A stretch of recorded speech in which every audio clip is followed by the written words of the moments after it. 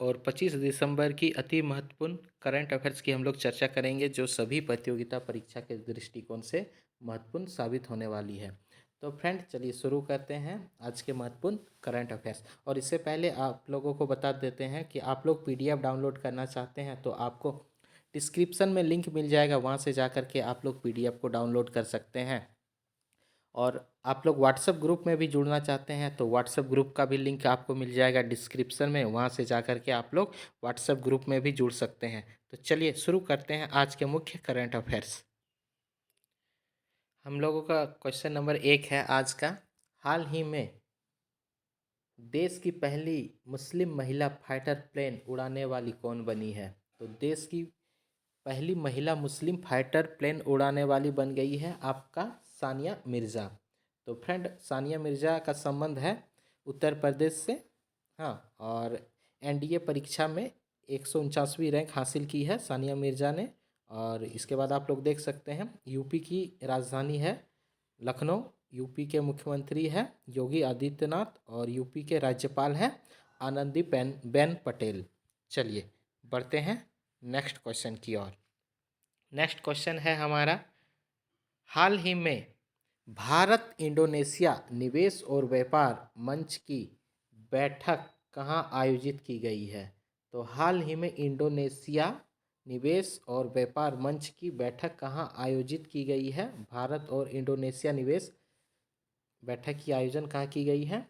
तो आपका हो जाएगा पोर्ट ब्लेयर में। ठीक है, पोर्ट ब्लेयर में आयोजित की गई है भारत इंडोनेशिया निवेश और व्यापार मंच की बैठक। तो आप लोग देख सकते हैं अंडमान व निकोबार द्वीप समूह की राजधानी है पोर्ट ब्लेयर।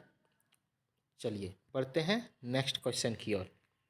क्वेश्चन नंबर है 3 हमारा, हाल ही में एसबीआई फंड मैनेजमेंट ने किसे अपना नया एमडी एंड सीईओ नियुक्त किया है? तो एसबीआई फंड मैनेजमेंट ने किसे अपना नया एमडी एंड सीईओ नियुक्त किया गया है?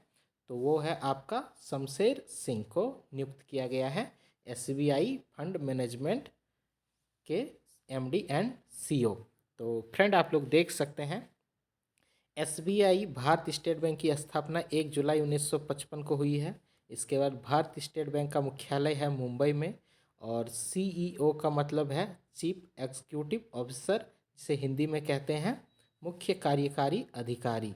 चलिए बढ़ते हैं नेक्स्ट क्वेश्चन की ओर। क्वेश्चन नंबर है 4 हमारा, हाल ही में भारत और किस देश के बीच द्विपक्षीय सैन्य अभ्यास वीर गार्जियन 2023 का आयोजन होगा? तो हाल ही में किस देश के बीच में वीर गार्जियन सैन्य अभ्यास 2023 का आयोजन होगा? तो वो है जापान के साथ में।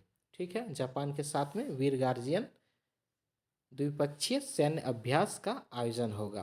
तो फ्रेंड, आप लोग देख सकते हैं जापान की राजधानी है टोक्यो, जापान की करेंसी है येन और जापान के प्रधानमंत्री है फूमियो किशिदा।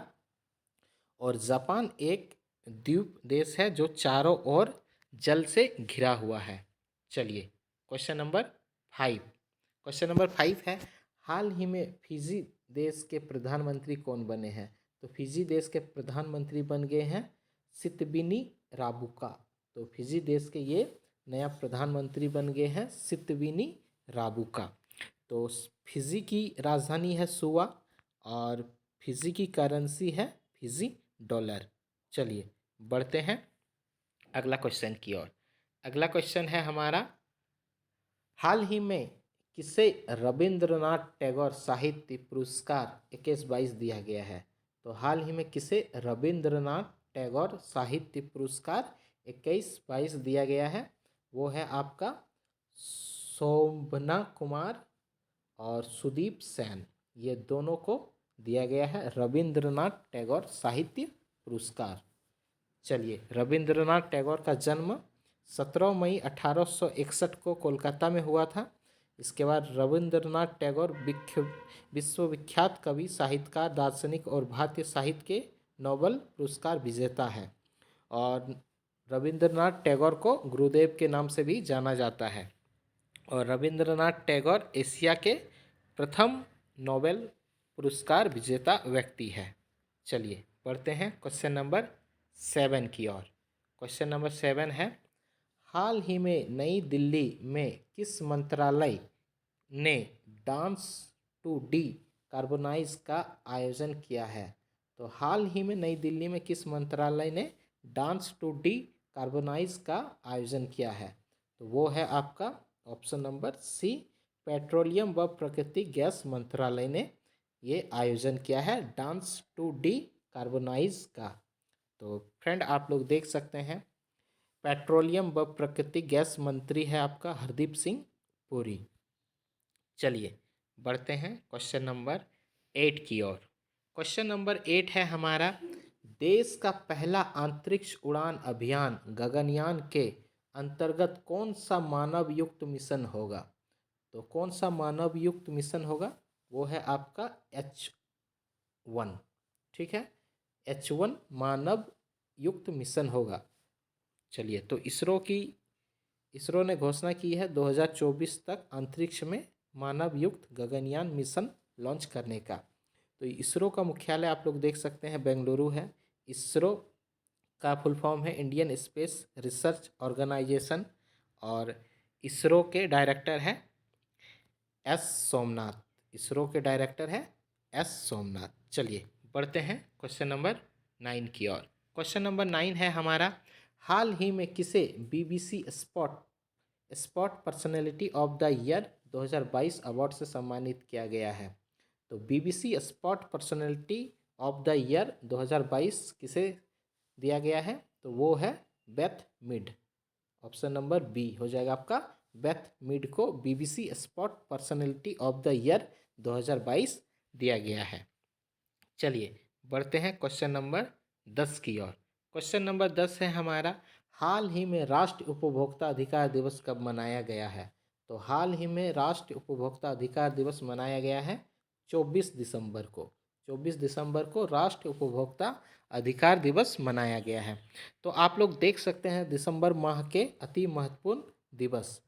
ठीक है, तो 1 दिसंबर को क्या मनाया गया है? 1 दिसंबर को विश्व एड्स दिवस मनाया गया है।